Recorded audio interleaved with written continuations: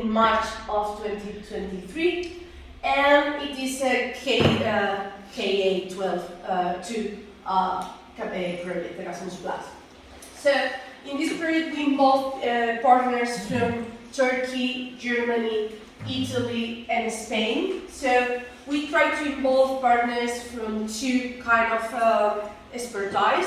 So we involve universities to introduce the higher expertise related to science, technology, engineering, and mathematics education. And also we involve schools and educational regional governments. So in Turkey and Germany, we involve these educational regional governments, and they involve schools in a network to pilot this approach, these STEAM labs. And also in Italy, we involve a network of schools. That is a network of religious schools across the country. The biggest one is Philae. So they also involve many other schools in the consortium, although they don't receive budget. So the main objective of this project is to develop a new idea to create spaces inside the schools that foster inclusion and foster the engagement of women into STEM careers. So we try to create these diversity and inclusion spaces, conducting through science, technology, engineering, and mathematics educational activities, and also integrated with arts in order to foster creativity across this space. And to do that, we also try to define some mechanisms to help the schools to foster this diversity and inclusion. So at this point, maybe it's not something different to other kind of projects, but our approach has something totally different. It's the concept of STEAM labs. This concept started to appear in some new actions in the last 2 years, but this concept tried to connect three main spaces. We try to connect Fab Labs, Media Labs, and User Labs to create new collaboration spaces in the schools. At this point, there are some schools, in particular those that have enough budget, that have some kind of maker spaces inside the school. So they have machines to produce new technologies, and they have these spaces, these laboratories, to create something new. But we know that not all the schools have the same resources. Not all the schools have the same spaces. That is something important also. So we define this concept to adapt to all those kind of situations, and also we are trying not to focus only in the Fab Labs, not only focus in the machines. We also want to focus in the media and the user, and we will see how these spaces will connect and give ideas to our approach.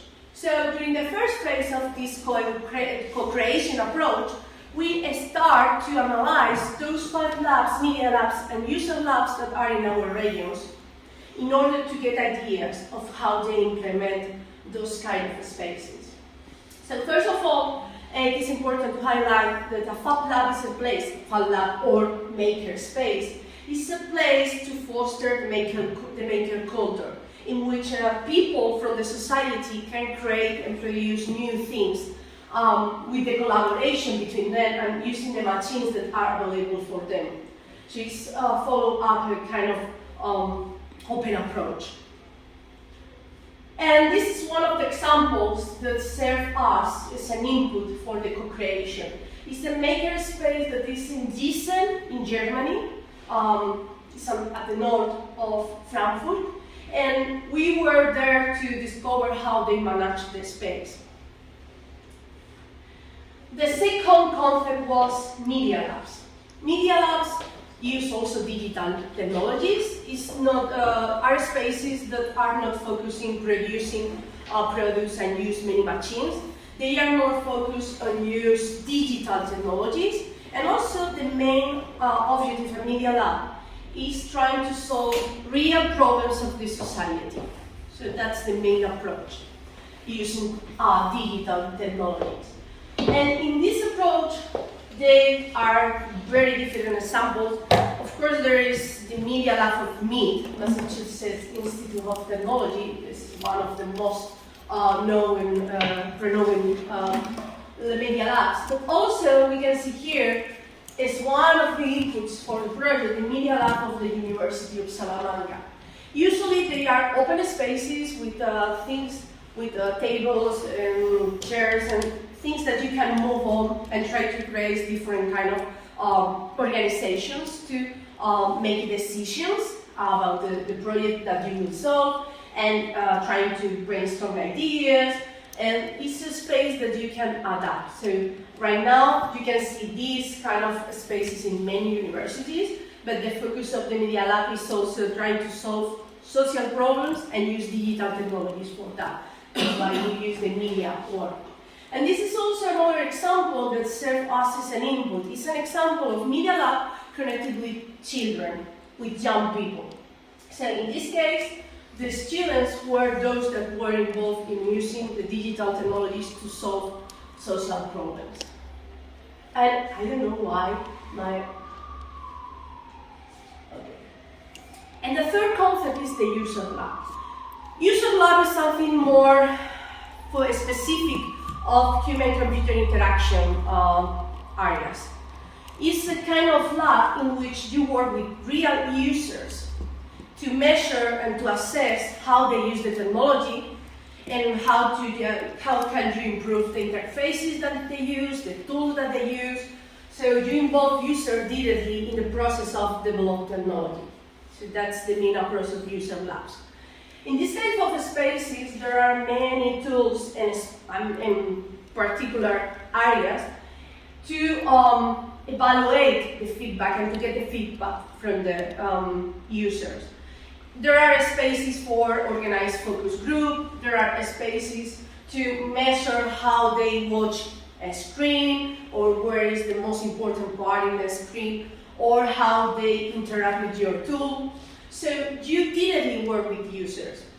This is something that is not directly involved in maker spaces and media labs. So this is an example of user lab. Of course, in the University of Salamanca, there is a user lab here in the faculty. However, when we started this project, we were in COVID situation, and the lab was closed. That's why we don't have pictures of as an example. But the idea is this kind of spaces in which you can watch how people interact with the technology or how people discuss a topic. This is kind of technologies that you can measure how they interact with the applications. So using these three concepts, we start the definition of the STEAM labs. And this is the result of the co-creation workshop that we organized to identify the characteristics of the STEAM lab, based on those three concepts. The idea of the STEAM lab is take some characteristics of the three STEAM from the three FAB, media, and user lab, and try to create a space that can be useful for schools. Not all schools have enough budget to buy machines, but in the STEAM lab it's not necessary to buy expensive machines. It's also possible, instead of having machines, trying to integrate digital technologies. Also, we were talking and analyzing how a school try to implement this kind of spaces. The main problem of most of the schools that we involve in the process is there are no free spaces to create a new space. That was the main problem. And some of the schools already have a technology lab in which they prepare things. They have computer rooms. They have these different kind of spaces. So we try to integrate all these situations to define the characteristics of the STEAM lab. So you can introduce this into your school. If you have a space, of course it's better prepare this space with the different characteristics.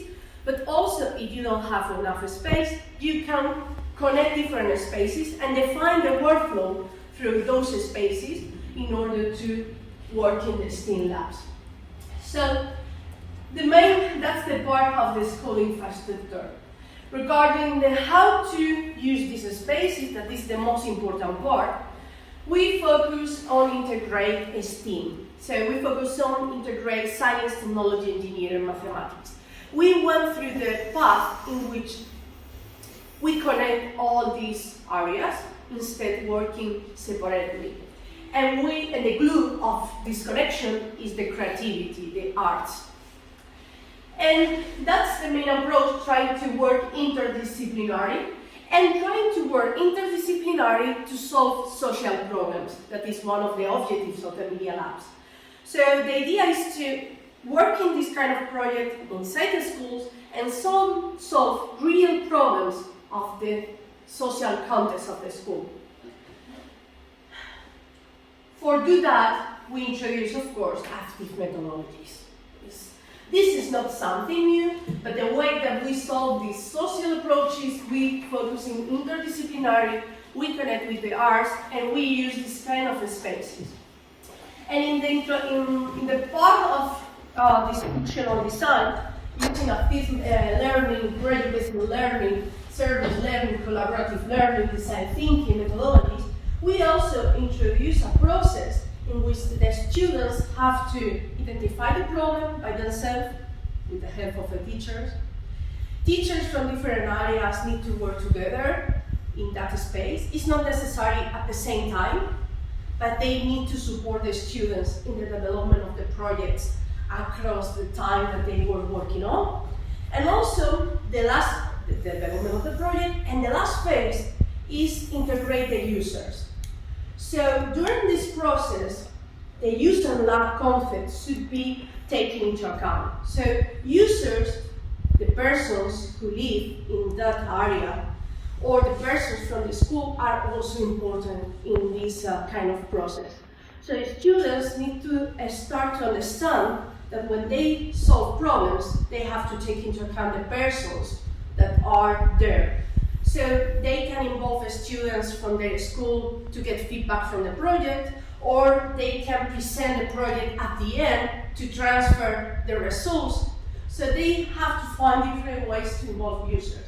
Of course, they don't have a room to make a focus group. It's not the objective. But the objective is to start to think about people as part of the processes and as part of the technological development to solve issues.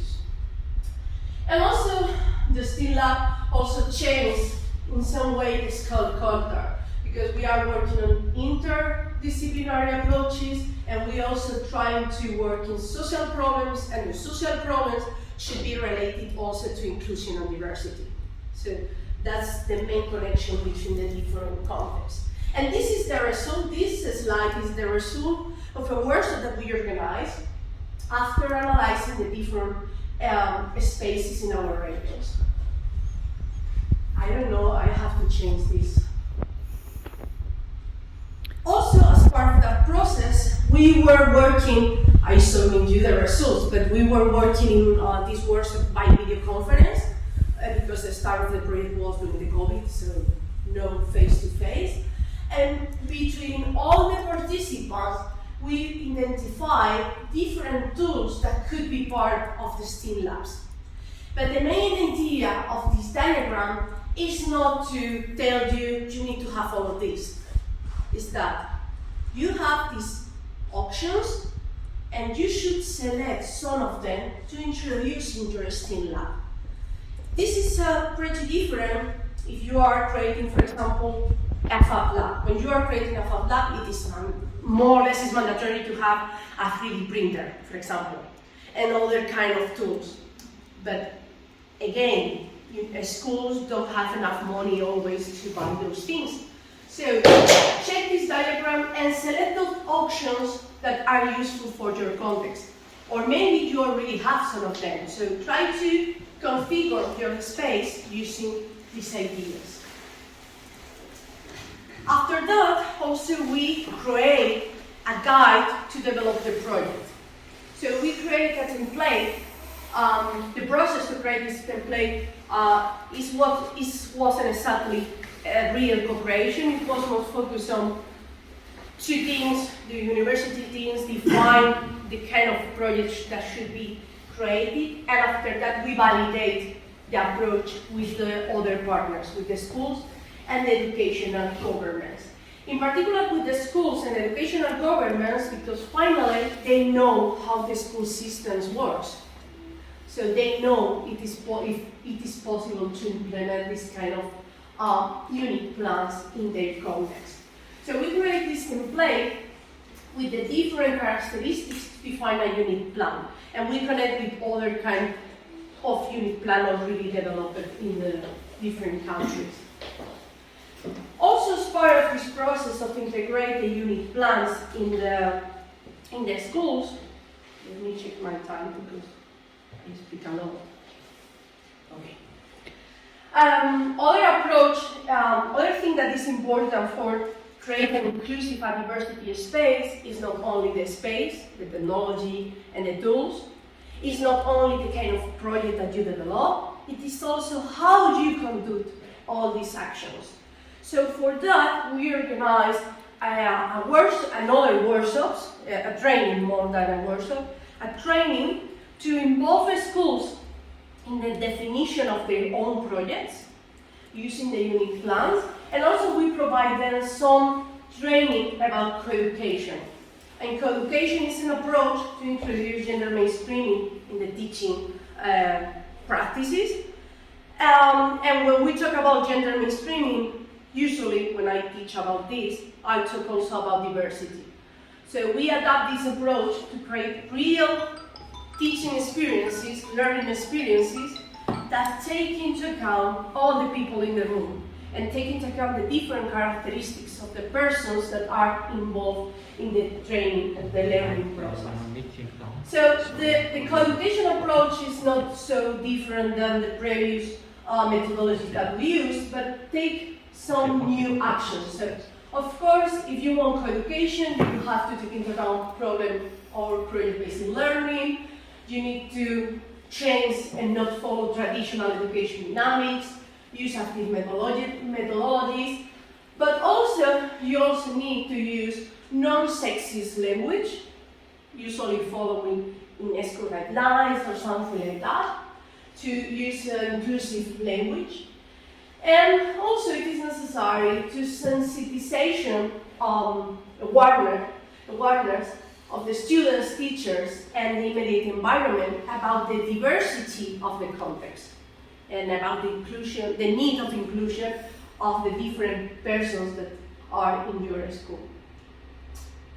After that, after this process that was part of this co-creation, we pilot the STEAM labs. We pilot the STEAM labs in order to get also feedback of how they implemented this definition. So, only some numbers to show you how we can do this, but mainly we involve schools in Germany, Spain, Turkey, and Italy. This was the school that were most involved. Right now, new schools are joining the network, but these are those who was part of the piloting. And we measure some things, some socio-demographic things, to ensure that we have a diversity group in the pilot. So we measure genders, and we involve more or less the same number of male than female, more or less. We also measure the years. We mainly focus on secondary school for two reasons. For a logistical reason, it's easier to work with secondary schools in order data protection laws. And at this point, at the beginning of secondary schools, they start to make decisions about the science, technology, engineering, and mathematics careers. So it's one of the moments that you can or you should work in order to foster this kind of careers.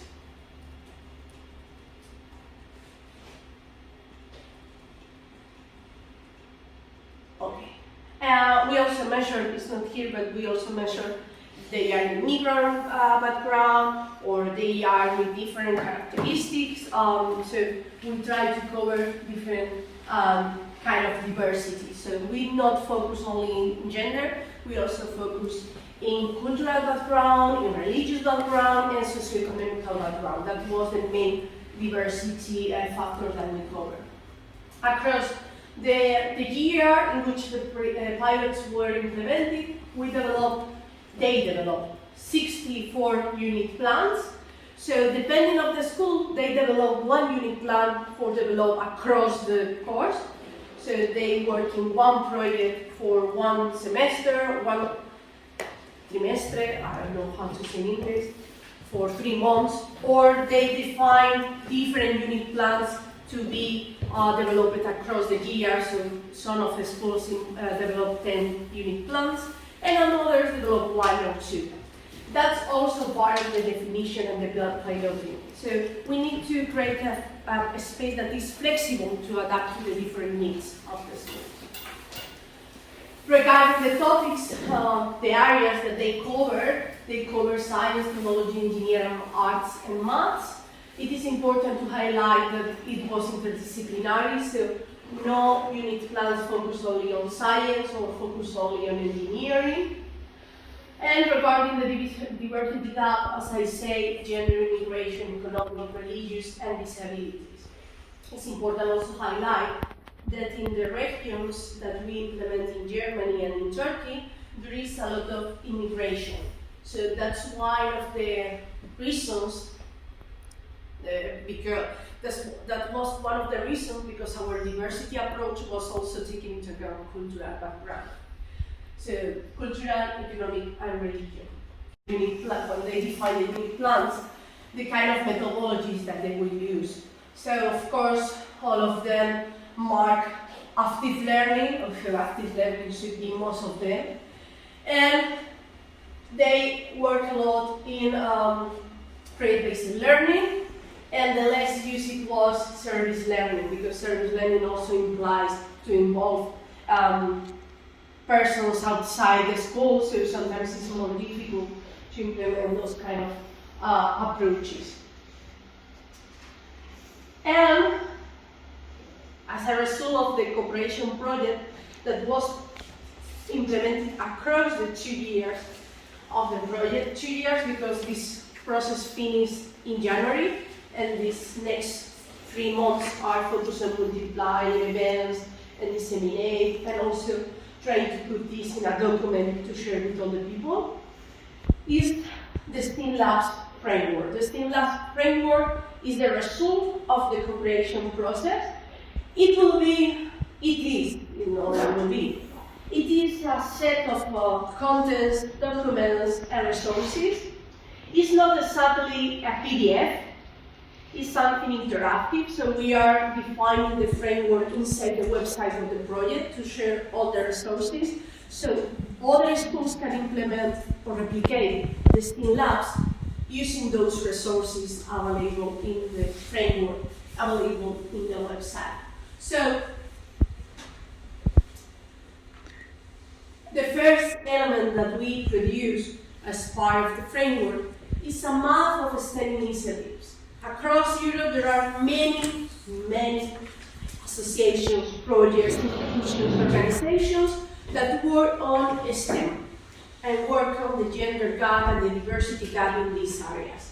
So we try to identify at least those that are in our regions or in our countries and put in a tool, in an application, in order to facilitate people to search those projects and try to connect with the activities that you develop in the school. So other part of the STEAM Labs is this year you pilot, and right now you should start to connect with other projects that are already done. It's not necessary to create new things constantly during the whole time. You can use or collaborate with other initiatives in your area, and maybe they already work with the schools and they can replicate some of the projects inside the STEAM Labs. So right now we have this initiative identified. So most of them are for children and students and secondary schools. Few of them were for adults, and most of them were identified in Spain. But this is something real. In Spain there are many actions working on in STEM, and also if you search in the scientific literature, you will find many publications in from the Spanish authors in this topic. produce a good practice bag. So all the project developed, the unit plans developed by the different schools were analyzed, and we put together and we share with other people this example, so it is possible to replicate in other schools. And also we produce this guide for implementing the STEAM labs. So these phases are already in the website to follow up the different steps that we produce during the co-creation. This is the result of the co-creation approach. We didn't define these phases at the beginning of the project. It's the result of the implementation and the definition of the project. So you need to start, it's something similar to an engineering process. You need to start with the action plan, so planning how you will prepare the STEAM lab and how you will start to create the STEAM lab, define and configure the STEAM lab, try to define the unit plans and develop the unit plans, and each phase has different actions. And finally, the guide to implement all of this will be, it is available in that link. There will be more resources before the end of the project at the end of March. And that's all, some literature related, and that's it.